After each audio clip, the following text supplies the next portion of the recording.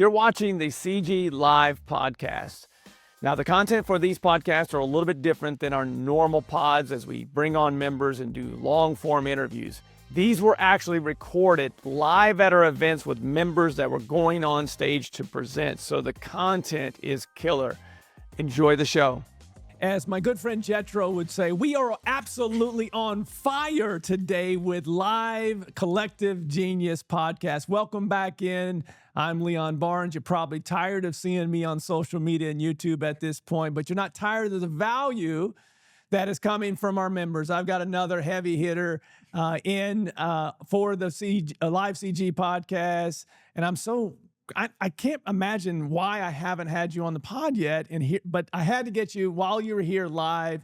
Please welcome in Miss Casey Smith with Atlas TC Services. Welcome in. Awesome. Thank you. I'm so excited to be invited to talk. I've been hiding in a corner. So yes, and I'm so sorry it's taken me this long to get you on the pod. We'll have you on the long form interview as well, because I think your story is one that everyone should know in this business, because what you do is super important to our industry. I've known about you for a very long time.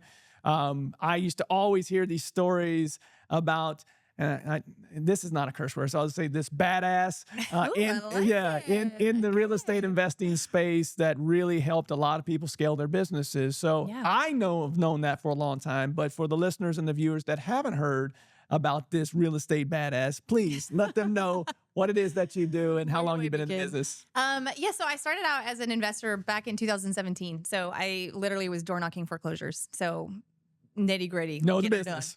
I actually came from construction when we one call closes sales with a construction company. And so I thought, why not sell the whole house? So that kind of got me into real estate. So I started doing door knocking, doing wholesaling, some fix and flipping, things like that. But really in 2019, I was, as everybody has the issue of doing everything and wearing all the hats. So I felt like I needed a transaction coordinator because I was going after foreclosures, which required a lot of heavy lifting with stopping them and getting them to the finish line and clearing all of the problems that come with it. So I couldn't find anybody that I felt had the skill set to take that decision making off of me, because I'm also a realtor in Dallas, pretty high volume. And most of the transaction coordinators there, they're really compliance focused. So they didn't really have the knowledge of the off market and how things shift and move and title issues that come with it. They're really only used to one type of deal. So I just decided to create an army of them because I thought if I needed it, then my industry probably needed it too. So fast forward here, we've had our hands on over 8,000 plus contracts and deals nationwide of all variety and types.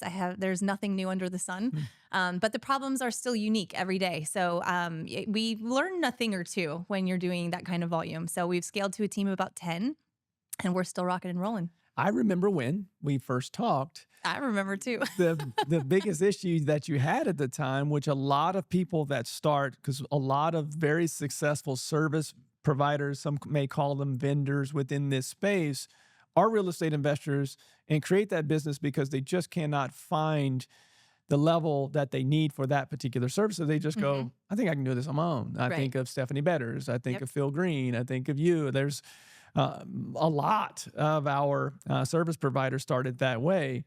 What was it about, you knew that you had something, that was working, but you also needed to scale yourself from a business standpoint. So as an entrepreneur, you can relate to a lot of the conversations that are going on here. Even though you are not doing the real estate as a business, your TC service is your main business, right? Yeah. So you had to scale. What was the breaking point for you where you started to get to that point? Because I knew that you were always going to be a hit in this community. But at the time, you couldn't handle all the contracts that were coming your way or that would come your way. Yeah. So how important was it for you to scale yourself? Yeah, we had that conversation and I said, absolutely, I would not be able to handle that because I was the technician, which we're all a little crazy. For me, I wanted to go into the seat, even though it's not my profile, because I wanted to understand what it would take, what capacity looked like, things like that. And I don't know what I was thinking because I had about 300 contracts on me personally as one human being. And then, you had approached me with that. And so actually it was 2021 where I really hit a breaking point. I actually went with Sharper. I was in Chicago with Sharper. And I was just defeated. And I remember thinking, I don't even know how to get myself out at this point. And he actually referred me to Multipliers, that book, Yes. which I'm sure a lot of people in our industry know, but it was like the perfect timing for me to understand how important it was and how to get out.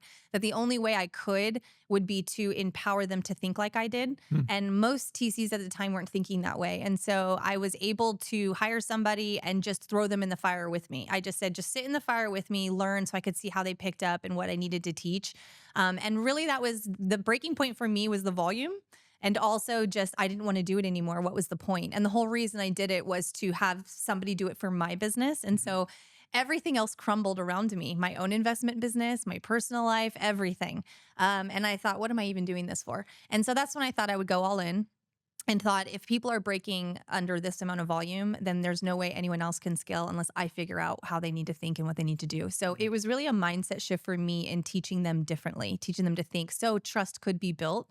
Because at the end of the day, you can't scale unless you have trust for the people you're handing things off to.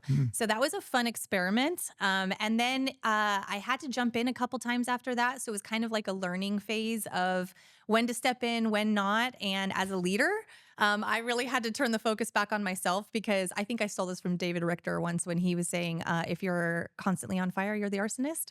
So there was a lot of like personal awareness and acknowledgement that had to happen there. But it was a really, really rough road. Now my team fully operates independent without me. So I am so happy to hear you say that. It seems like a theme today.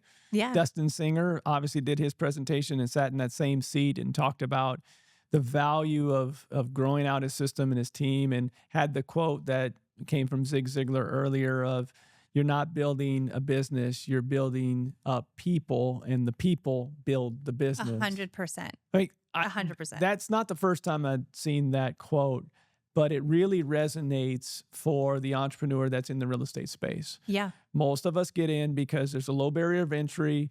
We know someone, you start that business, you're a hustler, and until you've committed to growing and building people and the process in order for those people to be successful, you will always be in hustle phase. Always. And I've always hated that our industry thrives on that. And that a lot of the themes in our industry, especially in my local market, is hustle, hustle, hustle harder. And I was like, I don't want to hustle harder. And I saw a quote not too long ago that was like, if trying harder isn't working, try softer. Oh. And as a rare female in the real estate No space, doubt. we are rare. We have a different approach to things. And I think I was trying to copy the blueprints of everyone around me, not really understanding who I was or what my gifts were. And so when we go in these rooms and we hear about how someone's doing something or how someone successfully changed their strategies, but does that work for who you are? Like, is that how you want to live your life? I just came out of a room. His name escapes me. I apologize. But he was talking about, he's like, I don't want to build a business to not work. I want to work. I want to put in the 20, years of work to build my community. And I thought, that's awesome. That is somebody that knows why they do what they do. I didn't. I was like lost sight of that. So I think it's important that you do go back to your roots and figure out, what does it look like for me in this space, and who am I, and how am I bringing that to the industry? And I think that's when you start to make a little bit of headway. To clarify, she's not saying that you can't work hard. We all have to work hard in order to build businesses. And even when you get to a point where you have a team you trust, you're still going to work hard at the next thing, because you have to lead and continue to lead people to level up the business and your team. The one other thing I was going to say there is, you said, if trying hard isn't working, try soft. It reminds me of, when I'm reminded, when people say, I'm grinding, I'm just grinding, like you were saying before, I'm on my grind. What happens to things when they are grinding all the time? They pulverize. They break. They disintegrate. They, like you said, they pulverize. At some point, the grinding is going to lead you into the ground.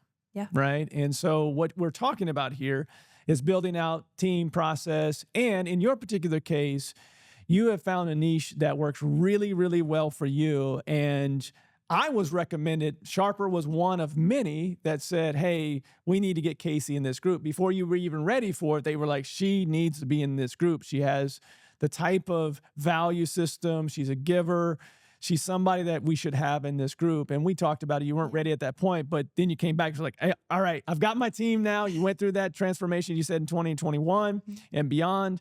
What is it about the TC service specifically? Like, what are you seeing right now that people need the most help with what you offer? With what I offer. So what I'm seeing is a lot of teams they expand and then they contract, expand and contract, right? As the markets shift and we figure out what we want it to look like.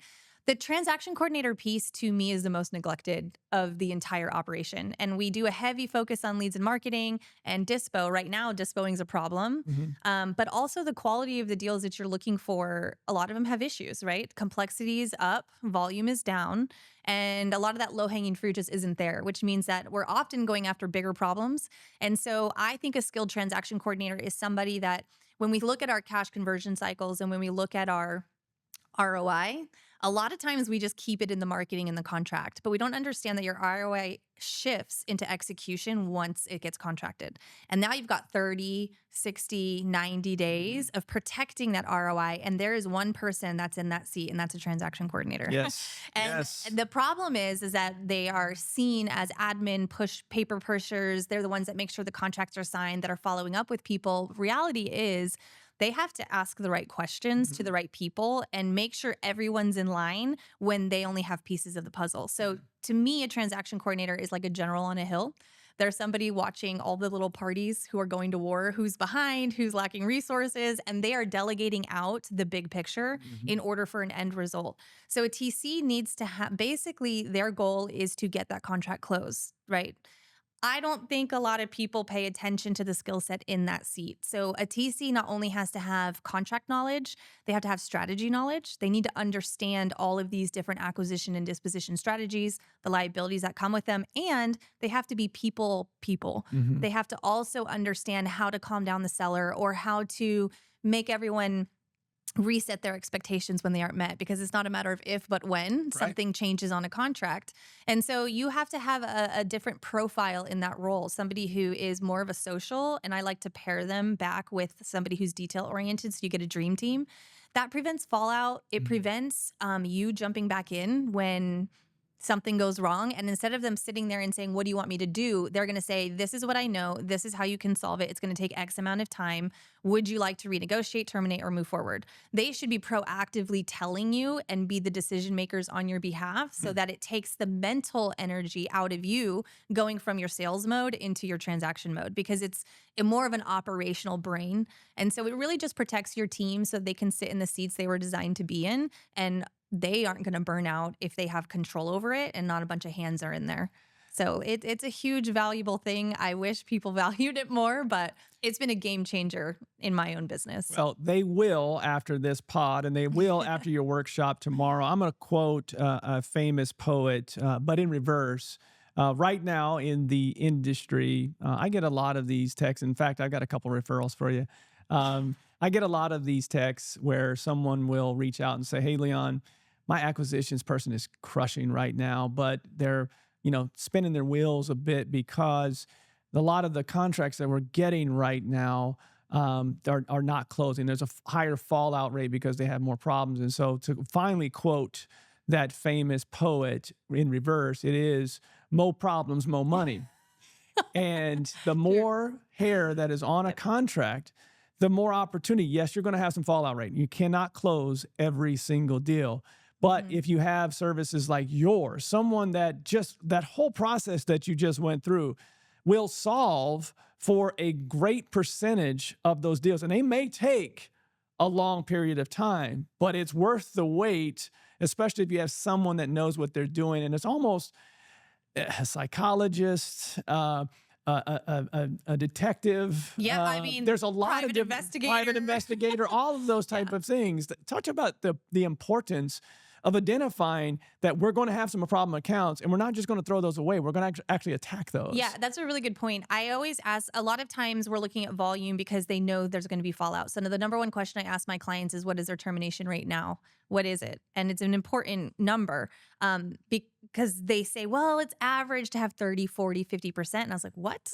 Maybe for you it's average, but my clients have less than 10% fallout rate because a good TC is going to be able to look at your pipeline and say and accurately nail down your cash conversion cycle. Because if they are paying attention to it, they know what's going to move, how many days on average it takes to solve certain buckets of problems. So they can go back to you and say, hey, you probably need to turn it up because we've got these problems and they're going to take a little bit longer to actually hit the books. So I think that they can definitely reduce your fall through rate. They can give you a better snapshot of your cash conversion cycle. And they also are able to let you know if the juice is worth the squeeze. Yeah. Because acquisitions, you're right, they get paid on commissions and they want to know where their deals are. So a lot of times we keep their hands in it. We want them to go get more deals. We like to train them to ask the right questions so that the TC can do a really good handoff and set us up for success to take over so that they can really focus and hone in on their skill. And my team can kind of come in, basically limit your risk and make you as efficient as possible. They should have their own KPIs. They should be tracking. They should be reporting to you just like any other department in the team. If you do not have that type of process for your transaction coordinator with these contracts that are coming in, you've got to reach out to Casey. I mean, what she just gave you is a master class of adding revenue to the bottom line that you're probably throwing away right now because you don't want to tackle those problem contracts. We got to get to what you're actually presenting on tomorrow because we can talk about this. In fact, we'll have another conversation, longer form on our Tuesday podcast that we drop. But tomorrow you're doing a workshop. And in the T's, I mentioned Burnout Blueprint, entrepreneurs. You obviously were there, so you're going to do a workshop on that tomorrow. What does that look like? Yeah, so I'm doing a workshop on identity-based leadership, and that is because I burned out pretty bad in Q4 of 2023. My COO had some health issues and ended up stepping out. I was in the middle of redesigning a CRM to function for how I do things, putting my brain into a system. And it was just chaos. And I had stepped out of the business slightly to design the CRM and to work on bigger projects. And I kind of lost a pulse on my own business. I lost a pulse on the culture of it. And I realized that your business is a reflection of the leadership. And at that time, I had someone, she was phenomenal and great, but she was unable to deal with the chaos with her own personal situation. So I stepped back in and realized I was in chaos too. And so I did a pretty severe burnout. And I can describe it as functional freeze. It was like, we talk about burnout and we might get tastes of it, but I'm talking brain fog, couldn't function, would do the bare minimum, sit in a chair. I couldn't even think. I couldn't even think my way out of the problem. And when you're a leader to a team, you're in a tough spot with that. A huge reason I joined CG was because I needed leadership myself. And who are the leaders among the leaders? It's the people in this room. So when I joined, I was very burned out, and that was in 2024. So it lasted about a year, and before I kind of reached out for help. And then this past year, 2025, is when I was like, I have to pull myself out. And it was the relationships in the community. But what it came down to was realizing that we always talk about what our why is in this industry. Never resonated with me. I couldn't grasp it. I couldn't get to my why because I didn't have the who.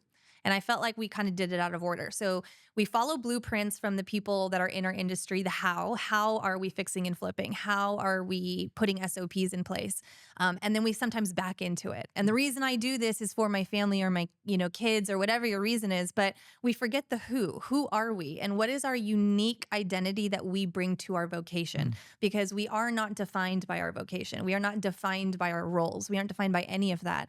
So I was like feeling aimlessly dropped in the middle of a desert with no compass, completely unaware of which direction to go. And I felt like I just sat down in the sand and was waiting to figure it out when I really had to ask myself different questions. And so I pretty much isolated and started asking questions, and it came down to identity. The who had to be defined, how I was leading. What was the culture of my company? Like, what did I want it to be? What did I originally structure it to be?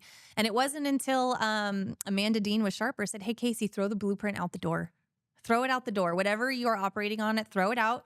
Be honest with your team about where you're at. Let them step in and lead where, like, give them an opportunity to lead so that you can get just enough above water that you can reassess why you built what you built.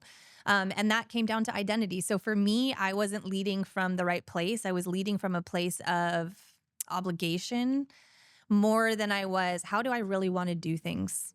And that's when I started to just ask my team one-on-ones, hey, what are your goals? What do you want to see in this company? What do you want me to do for you? And they kind of came up with this rule where they're like, our goal is to never let Casey come back into operations ever. Love that. That they came up with that, Right. because they know it burned me out. And they said, we need you to go and sell and be our rep and let us do the work because we love it. And I was like, you love it? They're like, we love it. And I said, okay, let's let the people who love it. And they're the operators. So I started creating little mini COOs instead of having a main one. Sure. I let them be the COOs of their own team, how they operate, which worked out great because I was able to match clients with their own mini cultures. And it actually made it a lot richer of an experience for my clients as well. So my presentation tomorrow is the blueprint for changing your mindset, because often we talk about it's a mindset shift, but nobody tells you, how do you get through that mindset shift? What does it look like? What questions are you asking yourself? And how are you holding yourself accountable to it? And how do you know when you're off the path? And that's what I want to talk about, is give some people a framework for their own internal identity, help identify it, make an identity statement, and then apply it to their business and have KPIs for themselves as well. If your why is to spend more time with your kids, but you're working 24/7, is it holding up? Right. And so we burn out not because of markets. We don't burn out for workload. We burn out from misaligned identity. And that is what I want to talk about and get there first. And I think the rest will follow. It's going to be great. I can already tell just based upon this conversation. Can't wait to see it.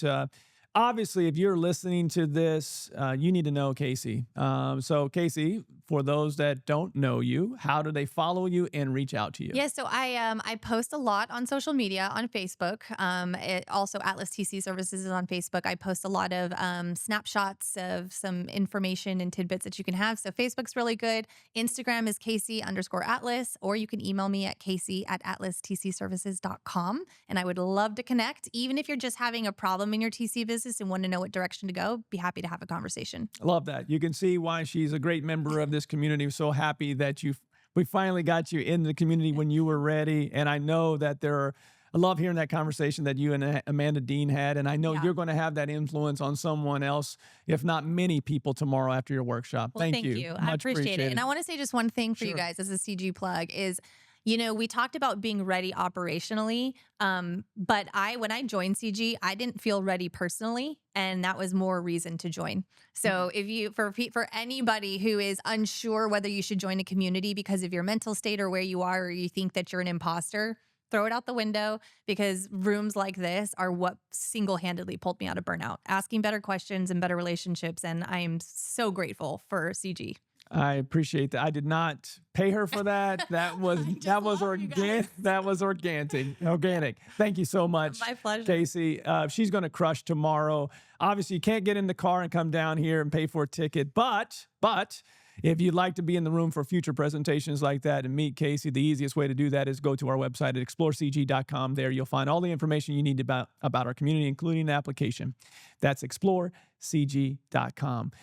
That's it for this live pod. We've got a few more likely today. If not, we've got a few more coming your way tomorrow. That's it for this one. We'll see you on the next live CG pod. Are you ready to scale your real estate business? Visit thecollectivegenius.com, where real estate investors come to scale. Subscribe to the Collective Genius podcast and hit the bell icon to be notified when our next episode releases. And thanks for listening.